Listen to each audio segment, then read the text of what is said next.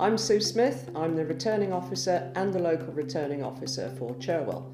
On the 5th of May this year we have elections for all of the district wards, some parishes and the Police and Crime Commissioner. You have been appointed by me to work on the elections in May. You will have a key role in the process, and I cannot emphasise enough the need for accuracy and also for professionalism at all times as you represent me as the Returning Officer. I need to make sure that you know how to carry out your role.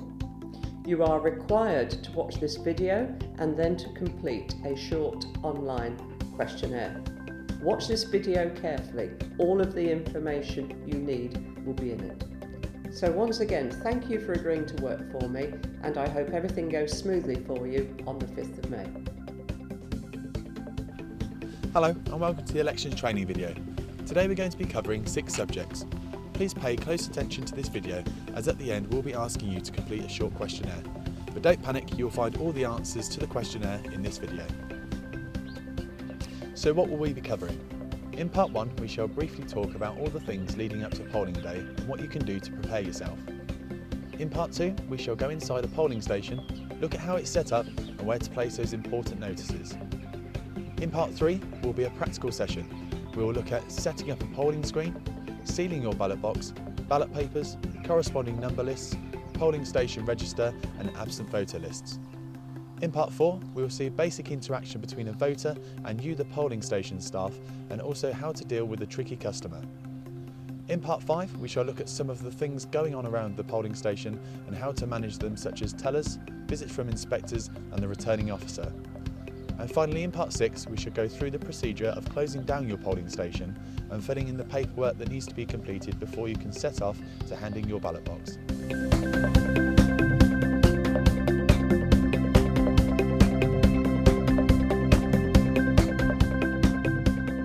Right, so there are things for you to do even before you think about setting off to the polling station.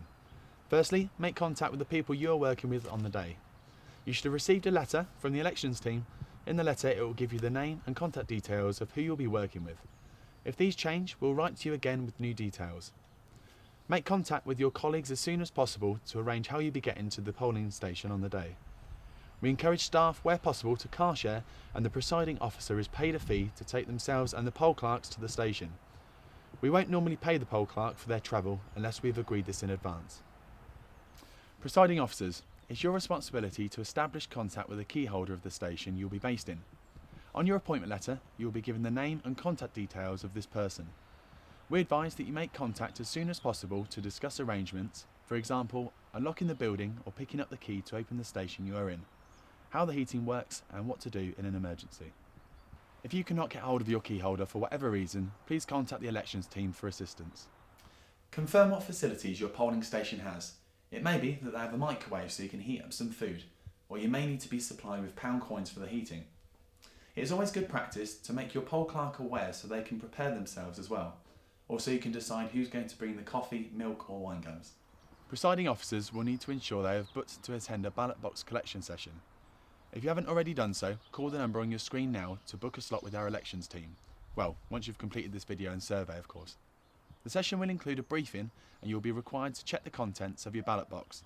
Remember, you also need to pick up your polling screen and polling station sign, so make room in your car. So let's assume you have collected your ballot box and you have everything you need to run the election. But what exactly should you bring to make the day more comfortable for you? Well, warm clothes, try to wear non-political colours. Black, white or grey are fine. Food and drink, but please no alcohol. Please remember mobile phones and charger for contacting the elections team on the day. Something to do in the quieter periods maybe, like a book, tablet or newspaper. However, if you are bringing a newspaper, please ensure any political articles are kept out of sight when a voter comes into the station to vote. Please remember, if you do have any queries or concerns regarding the issues covered in part 1, please contact the elections team who will be happy to assist you further.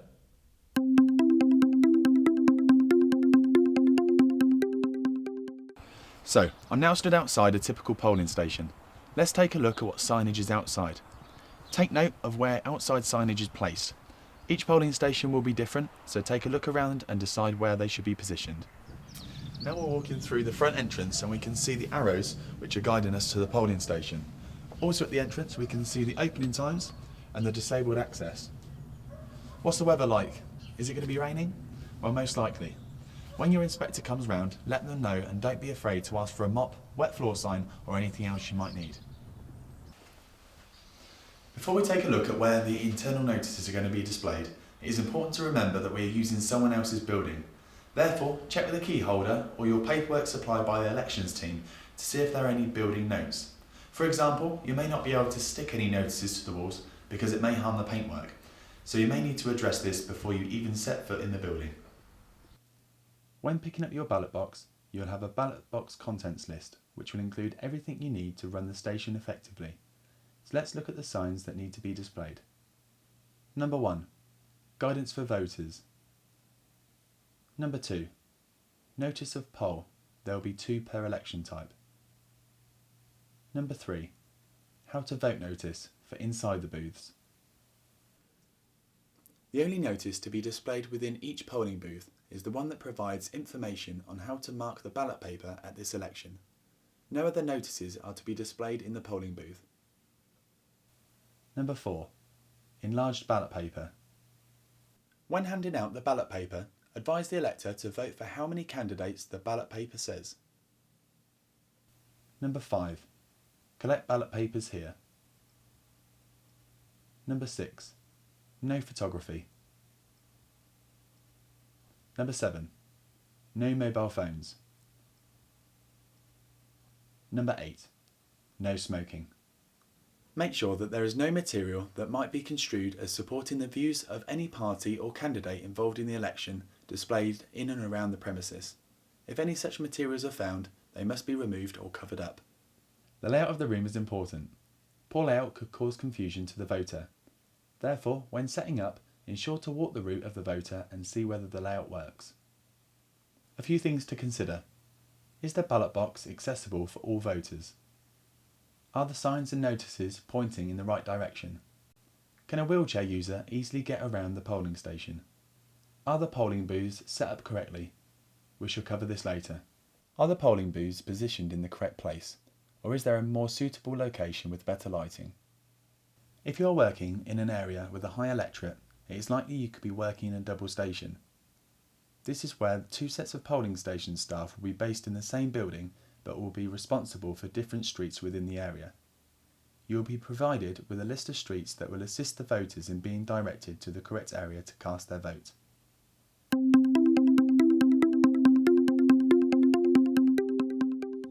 Step 1. Put the box on the table so the number is facing you. Step 2. Take the lid and hold it above the box so the ballot paper slot is the same side as the number. Step 3. Fold the lid in half and click the fold of the lid into the grooves in the centre of the box. Now slide the lid forward until it clicks. Step 4. Take 3 of the rivets and push them into the holes at the front of the box so it is now closed. The box is now ready for use. Step 5. At the close of your poll, you are now ready to seal your ballot box. Slide the ballot paper slot closed and place the 4th and final rivet into the hole to seal the box.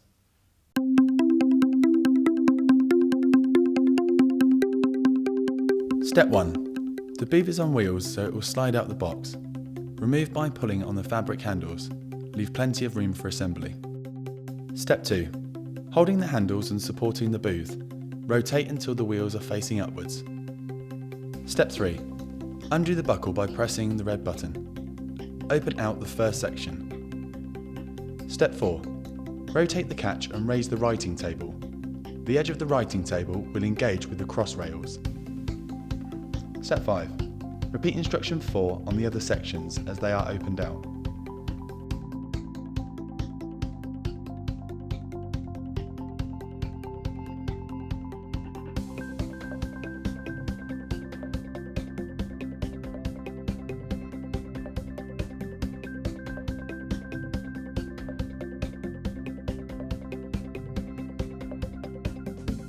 Step 6. Extend each telescopic leg until the button clicks.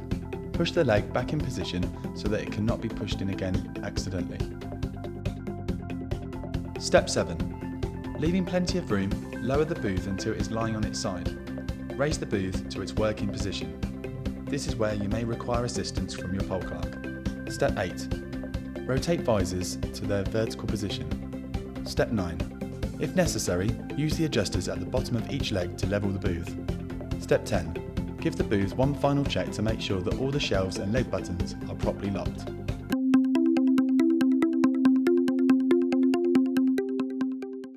The electoral register. What is it? What do the letters and numbers against people mean, and how to mark it when someone has voted? The electoral register is a document that contains all the streets, names and elector numbers of those who are entitled to vote in the election. When someone comes in to vote, you'll need to place a straight line next to the elector number against the voter's entry on the register. Firstly, when you sit down at your table, put your ballot books in number order, starting with the lowest number on the top. Your starting number will be found on both the corresponding number list and the ballot paper account. Putting them in this order will make it a lot easier when it comes to completing your paperwork at the end of the day. Corresponding number lists. What are they and how to complete them? The corresponding number lists are for writing the elector number on, next to the number of the ballot paper to be issued. This will include the polling district reference number. Absent voter lists. What are they and what to do with them? Some electors have chosen to vote by post or have appointed a proxy. As you are there working on election day, it is likely that you have chosen one of these methods. These people will have an A next to their name on the electoral register. These electors are not allowed to vote in the polling station, even if they have stated they have not received their ballot paper. Postal vote blue wallets. What do you do with them? Although those listed on the postal voters list cannot vote in person at the station, either they or someone on their behalf can hand the postal vote in to you at the station. If you receive a postal vote, you must put it in the blue wallet provided. An inspector will pick up the blue wallet upon their inspection later in the day. Ballot paper accounts. Completing the ballot paper account is one of the most important tasks the presiding officer will undertake on polling day. Errors in its completion could cause delays at the count. Please take your time to complete the account. Accuracy is more important than speed. It relies on the serial numbering of the ballot papers, and this is why it is so important to issue the ballot papers in numerical order as pre-printed on the corresponding lists. At the close of poll, look on the reverse of the next ballot paper to be issued to see what the number is. Write this ballot paper number in box A. The number to go in box B, which is titled Number on First Ballot Paper Issued, will be pre-populated for you. Now get your calculator. You'll need to deduct B from A and write the answer into box C. Were there any spoilt ballot papers issued during the day? If so, write the number of how many you reissued into box D. To tell us how many ballot papers are actually in the ballot box, next deduct D from C and put that answer into box E. The next section we need to look at is how many unused books are left. How many full books do you have left? Insert this number into the box. Now calculate how many books you have left and times it by 100 and write this in box F. Do you have any ballot papers in a part used book? Write in box G how many ballot papers are left in this book. Get your calculator again. Simply add the figure in box F to box G and write the total in box H. Add box C to box H and write the total in box I. And finally, we finish the ballot paper account off by working out how many tendered ballot papers you have issued. If you have issued any of these pink ballot papers, insert in box A of this section how many you have given out. Write in box B of this section how many pink ballot papers were not issued. Were any of the pink ballot papers that you issued spoilt? Write this figure in box C. Now get your calculator out one last time and add A, B and C together and write this total in the box. And that completes the ballot paper account. Before polling day itself, why don't you have a test run of completing a ballot paper account to get yourself familiar with the calculations that you'll need to make on the day. More importantly, do not rush this or do not guess the answers. This is the single most important document that is needed to be taken to the count venue where all the votes get counted.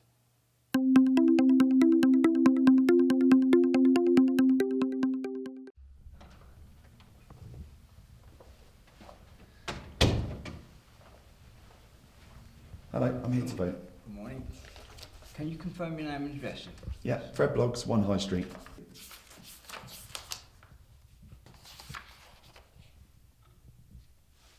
399. Thank you.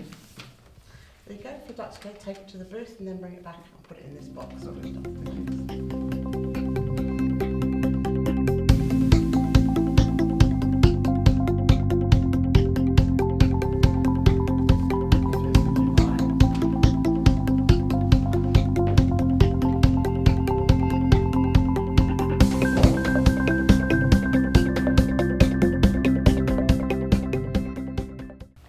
Good morning. Good morning. Here to vote.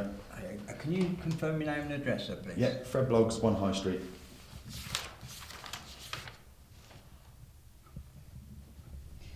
I'm sorry, you don't appear to be on my list. Oh, Did you register to vote? I did. Have you recently moved home, moved house? A previous address? What was your last address? 1 West Street. No, you're not on that list either, sir. Okay. If you say you're registered, what I'll do is I'll ring up the office and we'll find out where you're registered at and what polling station you Okay. need to go to. Okay.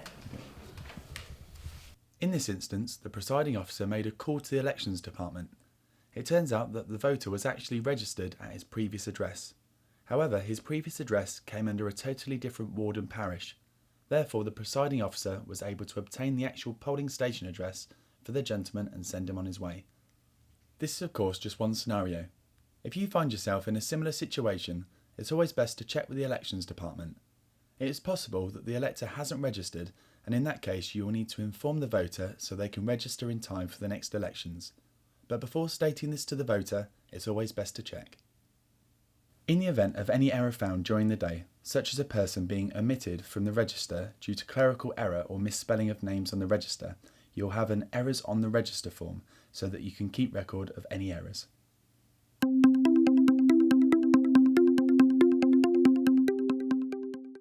Tellers are usually volunteers for campaigners, election agents or candidates. They stand outside polling places and record the electoral number of people who have voted.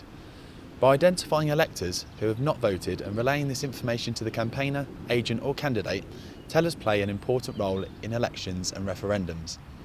Campaigners may contact the voters who have not yet been to a polling station on election day and persuade them to vote.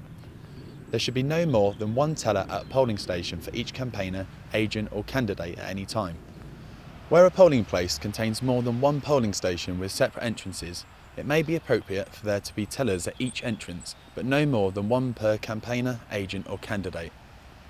It is important to remember that tellers have no legal status and voters do have the right to refuse to give them any information. If you get an upset voter complain to you about a teller outside, please call the elections department who will be able to dispatch an inspector to sort out the situation. During the day, at least twice, once in the morning and in the afternoon, you will get a visit from a polling station inspector. The inspector in the morning visit will conduct a short survey of the polling station and make sure you have everything in order. Don't be afraid to ask the inspector for additional equipment when they visit. Feel free to call the elections team at any point of the day if you need additional equipment. Inspectors will also assist you in diffusing any situations that may arise with tellers, candidates or agents. Again, call the elections team if you have any concerns. The returning officer or deputy returning officer will also make a visit to some stations to see how everything is going, so be sure to be ready. Other visits. Representatives from the Electoral Commission, who shall be wearing a pink badge, and any other individuals accredited through the Commission's Official Observer Scheme are entitled to attend all polling station proceedings. They do not need to give advance notification of where they intend to observe, but they must always carry a photo ID badge.